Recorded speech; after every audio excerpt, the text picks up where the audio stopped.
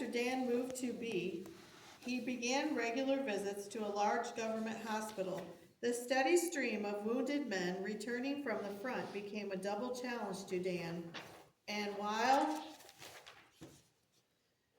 pointing many of them to God, they gave Dan much valuable information which he passed on to 35. One Wednesday night at prayer meeting, a visitor gripped Dan's hand at the door, and the unmistakable voice of 35 said, "Reverend, I need some advice and help. Can you take a few minutes?" Once again, leaving Lori to open the service, Dan escorted the needy soul to the back room, and 35 lost no time getting down to business. "Could you find an excuse to be in the Southwest this weekend?" Dan thought, and then asked, "How far southwest?"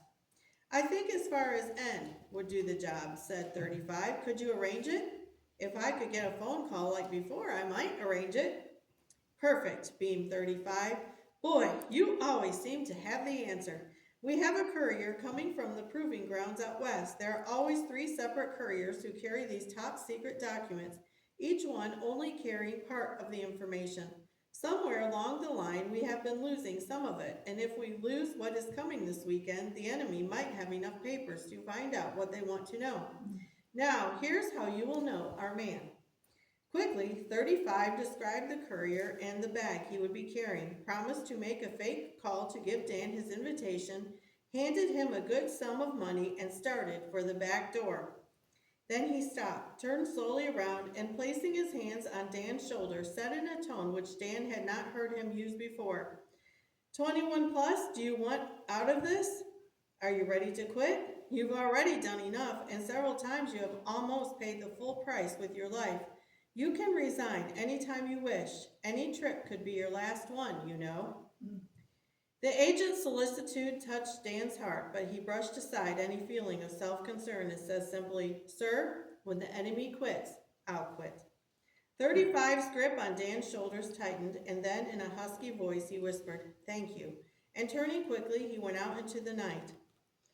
On his way to his meeting at the city of N, Dan took time to look over the bus terminal to learn the layout of the building. Even as he did so, he was sure he saw 2 men loitering about that he had seen before during his almost fateful day in the big area. Something in his stomach tightened as he realized again the type of enemy which he was trying to outwit.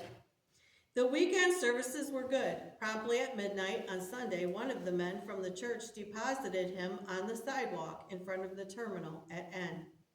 Strolling through the terminal, Dan picked a seat where he could see both the incoming buses and the crowds in the waiting room. With his first slow glance around the terminal, he caught his breath both in surprise and fear. Across the terminal, carefully watching the incoming buses, were the 2 men he had seen before on Friday. All sense of pleasure left him as he faced the possibility of a confrontation. He had no means of defense except his wits and God's protective hand. Once again, he prayed and planned quietly as he waited. The voice of the speaker announced the arrival of the bus from the southwest, and Dan knew that time for possible action had arrived. He was tense as he watched for the man. A stream of passengers surged through the doors, and Dan quickly spotted his man and his briefcase. Out of the corner of his eye, he saw that the enemy agents had also spotted the man, and there began a 3-way drama that may have involved both human life and the future of our nation. Across the terminal into the men's room went 4 men, and all 4 interested in the same briefcase. The courier did not know he was being followed by 2 men, and those 2 men, in turn, did not know they were being carefully watched by another. Just before entering the restroom, Dan noticed something that had escaped him up to this time. Clutched under his top coat, one of the enemy agents was carrying a briefcase, and from the looks of the end, which was exposed, and the size of the bulge in the top coat, Dan knew immediately that it was exactly like the one carried by the courier. And in a flash, he saw through the entire system by which the enemy had been securing our secrets from the couriers. Yet, it was all so simple, he marveled how it could be. He could see how the old switch game could be used in international spying. By using the last change of buses that the couriers had to make, they would be stalking a tired courier who, because of his weariness, would not be as alert as he should be.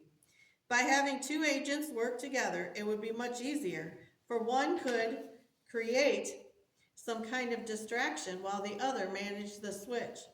This was exactly what happened in the restroom. When the courier entered the room, he went to the end of the line, set his bag and briefcase down, and entered the booth. Dan knew this was where they would try to switch.